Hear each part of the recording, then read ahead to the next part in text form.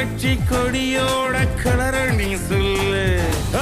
தலைக்கால புரியாம தவிச்சோமே வழி தெரியாம அடராமா நாம தான் முழிச்சு நிக்க போறோம்.